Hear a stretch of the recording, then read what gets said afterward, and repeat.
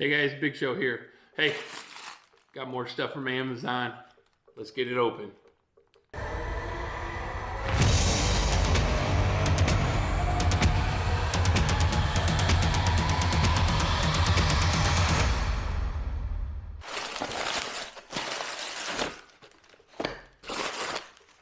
Okay, I know exactly what this is.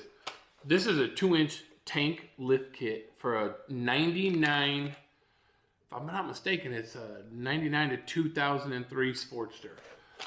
The bike, when I bought it, it came with a 2.5-inch tank lift kit, but it was for 2004 and higher. So I was trying to kind of rig it to make it work, and quite honestly, I got it on with no problem. The issue is back here where the bolt goes through the base of it. It doesn't line up right unless you take the bushings out of the gas tank mount.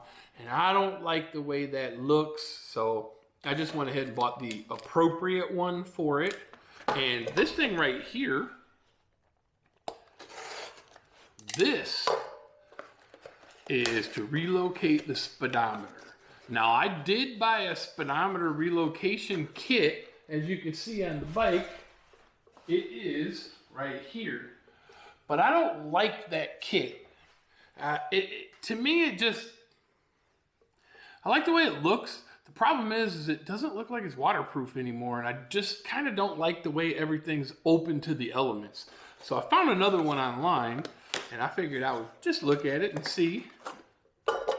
This one looked a little bit better, so we might actually go with this one. And man, they did a good job packaging this thing, didn't they?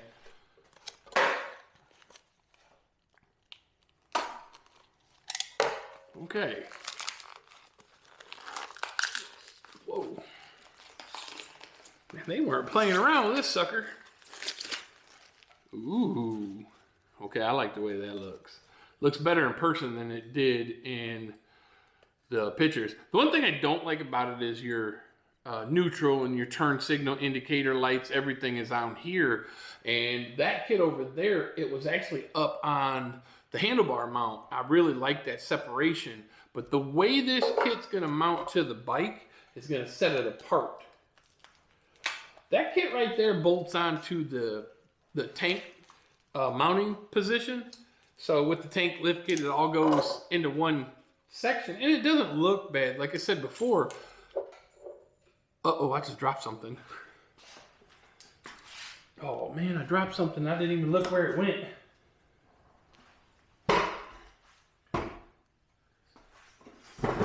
Whoops. Okay. So is there a bolt in here maybe? Yeah, no, there's a spacer. Okay, and one of these things. Okay. You know, I'm going to be looking at that floor for the next hour thinking that something's down there. But, okay, so what I was saying was that mounts to where the tank gets mounted to the frame. And the way this mounts, this actually mounts across the fork. So you put it around your front fork, and then it gets screwed into here. So it'll actually hang off the bike in about the same location. But I like how much thicker this is right here. The speedometer itself is going to fit inside of this, and I'll be able to put the rubber gaskets on it to keep it watertight. Where that kit right there, with the rubber gaskets, it wouldn't fit. So I lost all faith in that one being waterproof. So let's head over to the bike. Let's get some stuff installed. Let's see what it looks like. Oh, hey, you guys are back. Well, let me get you caught up to speed real quick. Listen, I am just taking the hand grip off. So there's a couple ways of doing it. A lot of you probably have done this before. It's not a big deal, but there are a few of you out there who never have. So let me just go through this. Changing the hand grips is actually one of the easiest things you got to do. There's only a couple things you got to watch out for. This is a carbureted motorcycle. So you have a return. You have a throttle line and a return line, okay? Basically, it's an open and a closed. One, when you twist it, it pulls the throttle body open. The other one actually returns it closed. So we have to loosen that up. And how you do that is you slide these two rubber boots down to expose the locking nut. But I'm going to use a little bit of WD-40 to help slide these rubber boots down.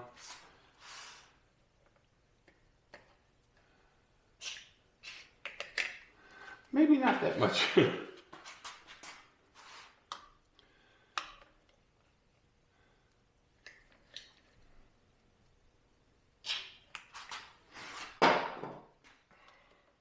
we go. There we go. That's how you get them down.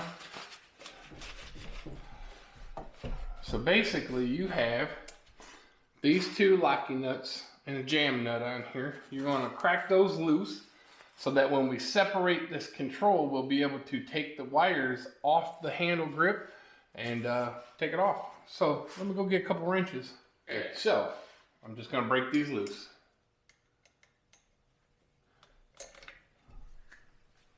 Almost dropped them. You know what? Let me bring the camera over here a little bit so you guys can get a good look at it, okay? Alright guys, basically all I'm doing is I'm breaking this loose right here. And the reason why you want to do that is because this takes slack out on the line to allow for the throttle controls to be tight, I guess you would say. See how that snaps back real quick? Okay, that's how you want it. But in order to get these cables off the control, you have to loosen this up and take the slack out of the line. So I'm gonna go ahead and put you back on the tripod and start doing that.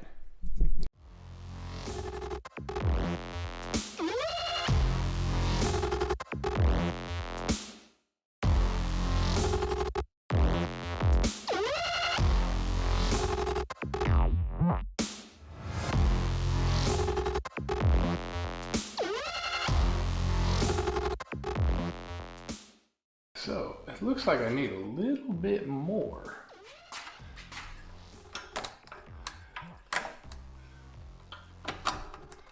Okay, so all I'm doing right here is I'm taking them out of the carburetor where they slide into this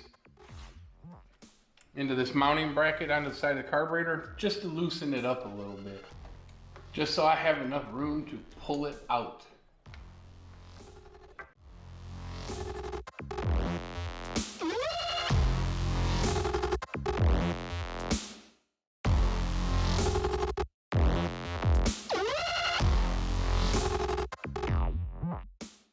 To kind of help poke it through very gently. There it is. Okay, as you can see, I hope you can see, there's where those cable lines lock into, and that's so that when you twist this, it will open the carburetor, and when it snaps back, it closes the carburetor. So when you're replacing your hand grips, you want to make sure that they're the same style. This, like I said, is carbureted, so you have this if it's fuel injected, or I don't know, I think like 2014 and newer, 2015 and newer. I think they got all fly-by-wire. I'm not exactly sure, so don't quote me on that. You just have to pay attention to your year, make, and model so that you know you're buying the right hand grip. Oh no! Like I said, you don't want to lose these brass pieces. They are what holds the hand grip on. There we go. You need to go back in there. Uh-oh. Not cool. Not cool.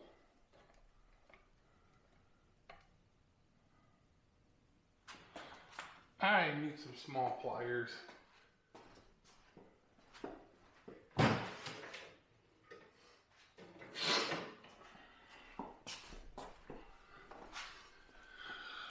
All right, my problem with this is I have really big hands, and these are really tiny little pieces to hold on to, so I have to find alternative ways of holding it.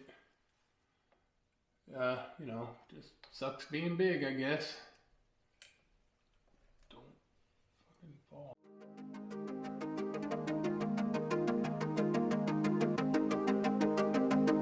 So can I be honest with you for a minute? These little brass bushings that go in there, they basically are retaining clips that go on the end of the ball on the cable, okay? And I told you guys don't lose them because they're really, really small. They're brass. You know, they have a really small footprint, so they're really easy to lose. I kind of lost this one out of my own stupidity. I feel like we're close enough now where I could admit that. Let me show you where I found it. So after looking off camera all over the table that the bike's on, all over my multiple toolboxes in the garage, all over my workbench, I actually went to the video and watched it to see, did I take it off? Was it possible that it fell? If I took it off, where did I put it? And I had to watch the video to show me that I stuck it right here in the old handle grip, that bronze bushing right there. And then I set it down on a table and couldn't find it. So, guys, basically the moral of this story is be smarter than me, all right? When you take these bushings out, put them somewhere where you can see them, that you're not going to knock them over, okay? Let's get back to that time lapse and get this handle grip on.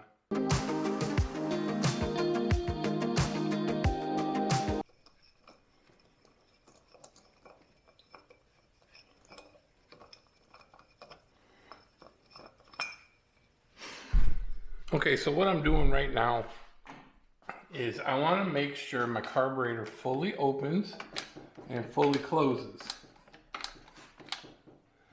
This thing ain't going anywhere.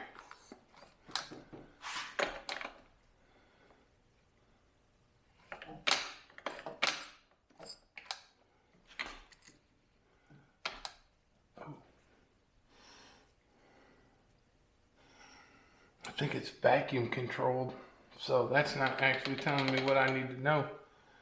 And it's too early in the morning to start the motorcycle. Ah, screw it. No, it's not.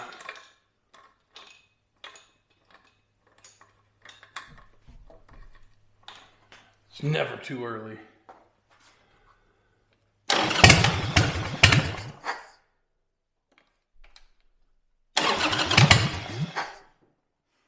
Okay, it's too early. It's way too early. My wife will kill me.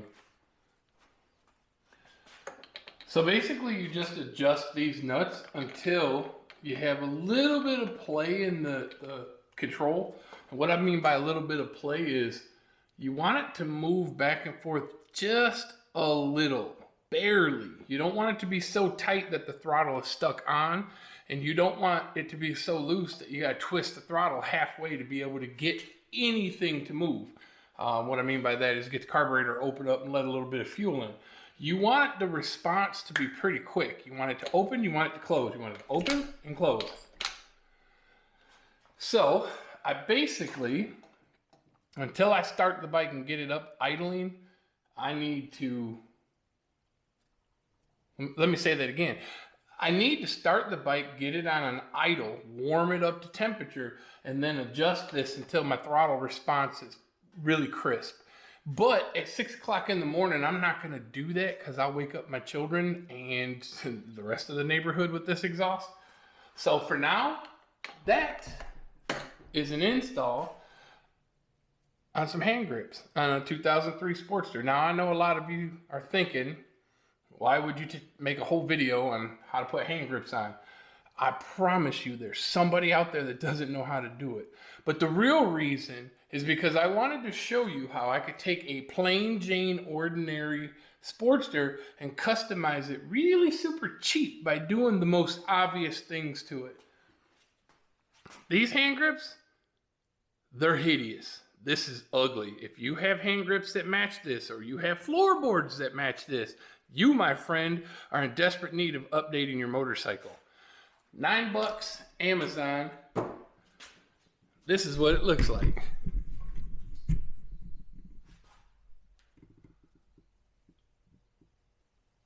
I think it looks great. So just like that, for $9, Amazon, are they, honest to goodness, Harley Davidson quality parts? No. But for the guy who doesn't have a lot of money, who wants his bike to look pretty cool, this is a cheap, easy way of doing it. Now, remember what I said, though. There's two types of grips. There's a kind for a carbureted motorcycle, which that's what this is, and you can see the cable coming down, the forward and return coming down here to open this butterfly to feed fuel into the car. And then there is the fly-by-wire, which are the really modern motorcycles, like my Street Glide over there. That's fly-by-wire. So the only other thing I didn't tell you guys is on the clutch side hand grip. You see that little boss right there that sticks up? That gets pinched underneath this clamp right here, and that's how it holds it into place. Now there's two styles of these also. There's this kind with the boss, which require no glue. I prefer this kind. Or there's the kind that came on the $9 grips that we just bought, and it's got two set screws on the end of it. I don't prefer that style at all.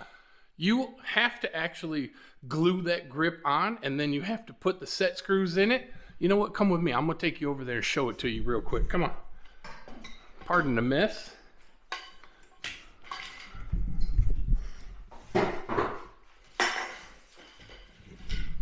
Okay. This is what I'm saying. See a set screw right there? There's another set screw right back here. Now, you use those set screws to tighten it down onto the bar, but that's not enough to hold this on. You'll end up pulling it off. So what I like to do with this style grip here is I get some handlebar grip, which they do make, and I will coat the handlebar with that glue.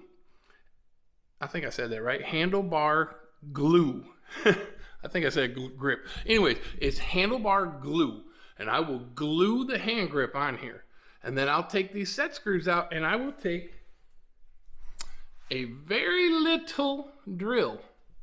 And what I do with it is I go ahead and I drill a hole all the way through the handlebar on this side and this side, and then I run that set screw down so that it actually threads into the handlebars itself.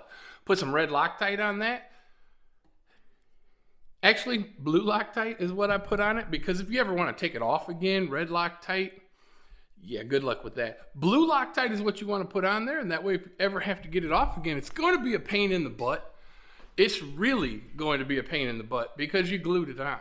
So make sure this is the style hand grip that you want before you commit to the glue. It can come off, but it is a pain in the butt. And that's it, guys. Factory controls, factory handles, factory mirrors. I just moved it into a different location, changed the grips out. This bike already looks like a different bike. Hey guys, that's going to do it for the video. I hope you enjoyed it. Like I said, I'm not doing anything on this motorcycle that the experienced Harley enthusiast doesn't already know how to do. This is geared more for the guy who just wants a custom look on a really super cheap motorcycle on a really low budget. So keep that in mind. This is the budget bobber build, or as I'm starting to enjoy calling it, Project Street Fighter. Check this out. I got to show you guys something. Let me give you an exclusive, okay? This is my coil right here. I moved it from right here to around there. I like the way that looks. But to me, it's still plain. So I had my buddy 3D print me some brass knuckles that I'm going to have to sand smooth and paint silver. But I'm thinking about mounting that right there. Not really sure how I'm going to do it yet, but I think that's going to look pretty cool. And again, a buddy 3D printed this for me. So it's not like it's this expensive piece that, you know, you got to order and put on your motorcycle. It's just simple things that you can do to make your bike stand out as different. That's all this is. So if you like what you saw here, smash that like button. If you haven't subscribed already, hit the subscribe button. And guys, stay tuned. I'll see you next video.